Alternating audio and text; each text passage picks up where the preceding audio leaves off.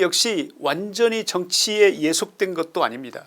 정치적 압력과 국민의 여론 그리고 사법기관으로서의 자존심 사이에서 최소한의 균형을 찾으려는 몸부림이 남아있다는 점에서 우리는 아직 기대할 여지를 놓지 않아야 합니다. 그러나 우리는 분명히 알아야 합니다. 헌법의 본질은 타협이 아닌 진실과 정의에 기초한 결단이라는 사실을 말입니다. 국민이 바라는 것은 정치적 흥정의 결과물이 아닙니다. 국민은 오직 헌법에 기반한 엄정한 정의의 실현을 요구합니다. 요즘 헌법재판소의 판결을 둘러싸고 다양한 전망과 해석이 쏟아지고 있습니다. 현재 여론의 대세는 한덕수 국무총리에 대한 탄핵이 기각될 것이라는 전망에 무게가 실리고 있지만, 다른 한편에서는 탄핵이 인용될 가능성에 대해 상당히 설득력 있는 분석도 제기되고 있어서 오늘은 그 내용을 여러분께 함께 공유 드리고자 합니다. 소개해드릴 내용은 황현호 전 부장판사의 분석입니다. 황 전 판사는 국회의 대통령 탄핵소추 이후 자신의 SNS를 통해서 헌법과 법률 그리고 정치적 맥락에 대한 깊이 있는 해석을 꾸준히 올려온 분으로 이미 많은 법조계 인사들로부터 신뢰를 얻고 있다고 알고 있습니다. 오늘 영상에서는 황 전 판사가 최근 언급한 헌법재판소와 더불어민주당 사이의 정보 공유체계에 생긴 균열 현상과 그 정치적 법적 의미 그리고 앞으로 전개될 가능성에 대한 예측을 중심으로 다루어 보고자 합니다.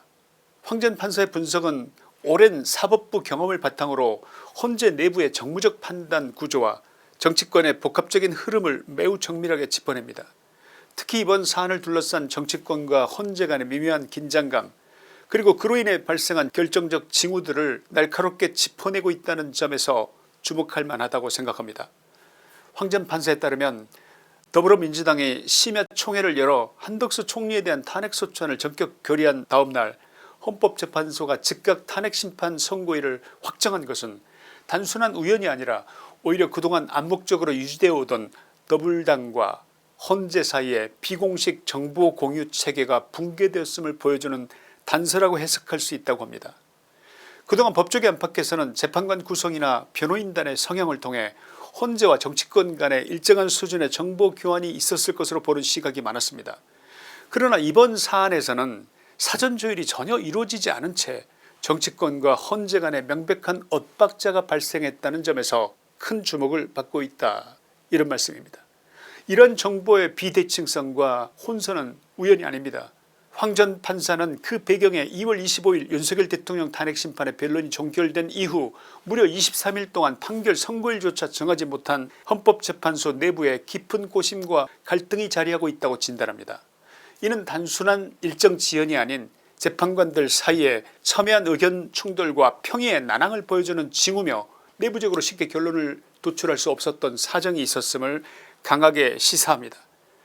그러던 중 3월 20일 헌재는 전격적으로 한덕수 총리에 대한 탄핵심판 선고일을 단 4일 뒤인 3월 24일 월요일로 지정했습니다. 황 전 부장판사는 이 급작스러운 결정의 배경에 두 가지 중요한 요인을 지적합니다. 첫째는 헌재 스스로의 위상과 정당성의 문제입니다. 변론 종결 후 과도하게 선고를 지연할 경우 정치권의 입김에 휘둘리는 기관이라는 인식이 퍼질 수 있으며, 이는 곧 헌재의 독립성과 신뢰도에 치명적 타격을 줄 수 있는 것입니다. 특히 문영배 소장 대행이 우리법 연구회 출신이라는 점은 이미 중립성 논란에 불시로 작용하고 있으며 헌재 전체 권위를 지키기 위해서라도 더 이상의 지연은 피하고자 했을 것이라는 분석입니다.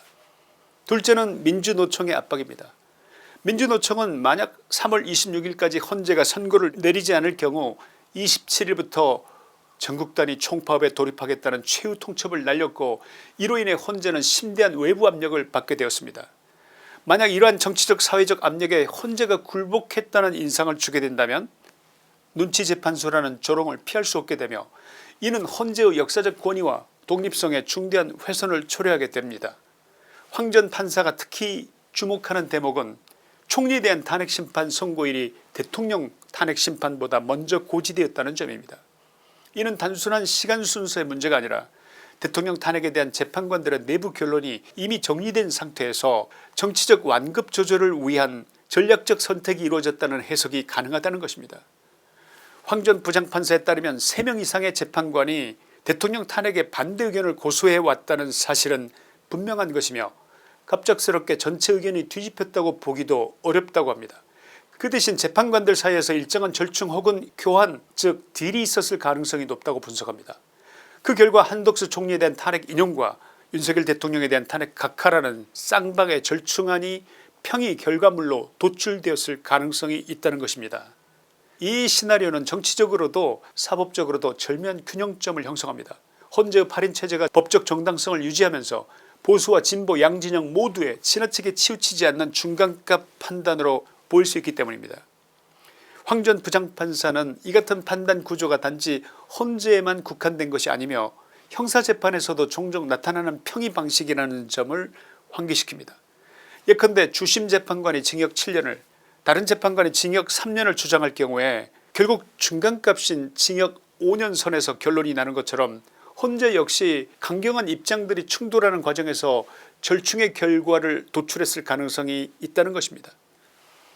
결국 중요한 것은 정보 그 자체보다도 그것을 해석해내는 통찰력입니다.